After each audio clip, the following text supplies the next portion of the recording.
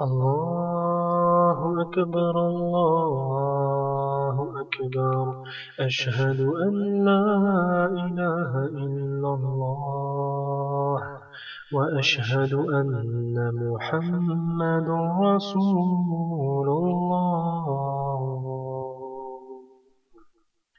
بسم الله الرحمن الرحيم. الحمد لله رب العالمين والصلاة والسلام على أشرف الأنبياء والمرسلين نبينا محمد وعلى آله وصحبه أجمعين. Pour commencer, le wahhabisme n'existe pas. Le professeur Mohammed ibn Abdel Wahhab rahimahullah était un prédicateur, ad-da'i, vivant au cœur de la péninsule arabique dans les années 1700 de l'ère chrétienne. Son œuvre a consisté principalement en un rappel lancé aux gens de ce qu'est l'islam et quelle est la base de cette religion. Il a fait cela dans un contexte bien particulier. Durant des siècles, le monde musulman a été infesté d'innovations étant venu se greffer à l'islam et qui conduisaient à l'association en Allah, le shirk étant le pire des péchés. Le pouvoir central ottoman ne s'occupait que très peu de ses affaires, lui-même étant quelque peu gagné par le sécularisme occidental, c'est-à-dire le fait de délaisser quelques lois divines révélées au profit de lois humaines dites rationnelles. En islam, cela est clairement un acte d'apostasie, son auteur sort de la sphère islamique. Mais là où les ignorants et les malhonnêtes calomnient le travail de cet homme, c'est en le liant à quelque chose dont son innocence est claire et prouvée. Il est vrai que le cheikh avait certes contracté une alliance avec un ancêtre de la famille El Saoud dans les années 1700, afin de remettre de l'ordre dans la péninsule arabe, étendre l'islam authentique et réunifier les tribus sous le même étendard. Il s'agissait d'une alliance entre étudiants religieux musulmans et guerriers bédouins musulmans.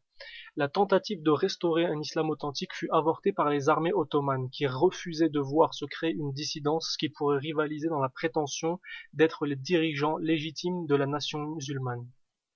Mais il faut connaître la suite de cette histoire. Les descendants de la famille El Saoud, au début des années 1900, soit 200 ans après, je dis bien 2 siècles après, ont trahi cet appel pour le renouveau de l'islam en donnant l'ordre de massacrer les fidèles qui n'avaient pas changé de projet. En réalité, ce sont les Anglais qui ont eux-mêmes donné l'ordre, étant donné qu'ils ne voulaient voir aucune opposition à leur projet dans la région. Et quel était le plan anglais et français dans cette région? Le plan était simple. Démanteler l'Empire ottoman, créer des nations factices auxquelles ils allaient y placer des tyrans mafieux qui répondent à leurs ordres, aspirer les ressources naturelles et affaiblir et égarer la nation islamique pour les forcer à cohabiter à côté d'un foyer national juif qui aura pour vocation à parachever le projet de gouvernance mondiale que les créateurs de la Société des Nations, la SDN basée à Londres, avaient préparé. La SDN qui a ensuite déménagé à New York pour se nommer ONU, Organisation des Nations Unies, dont un des tout premiers membres s'appelle l'Arabie saoudite. Les musulmans sincères de la péninsule arabe, que les ignorants et malhonnêtes surnomment wahhabites, ont voulu étendre la religion jusqu'en Irak et au Chem, 2 régions occupées par les Français et les Anglais, étant donné que leur idéologie religieuse voulait aller au bout de sa logique, c'est-à-dire rétablir l'État islamique, rompre toute alliance compromettante avec les mécréants criminels et diffuser l'islam à travers la da'wa et le djihad, c'est-à-dire la prêche et le combat. Ce que les agents impériaux que sont devenus les El Saoud ont totalement refusé, et ils ont justifié cela par quelques fatawas de savants proches du pouvoir saoudien, lui-même devenu véritable pion de l'Occident dans la région, premièrement des Anglais puis des Américains à partir de 1945.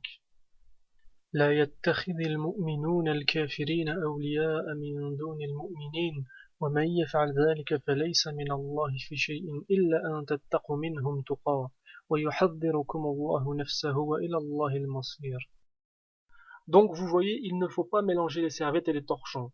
Je vous invite à lire les livres du cheikh Mohammed ibn Abdel Wahhab rahimahullah, notamment un qui s'appelle Kitab al-Tawhid, livre du monothéisme, ou encore Nawaqid al-Islam, les annulatifs de l'islam, et vous verrez qu'il n'a rien de sectaire, que c'est un message où tout est basé sur le Coran et la Sunna et qui a vocation à être diffusé universellement.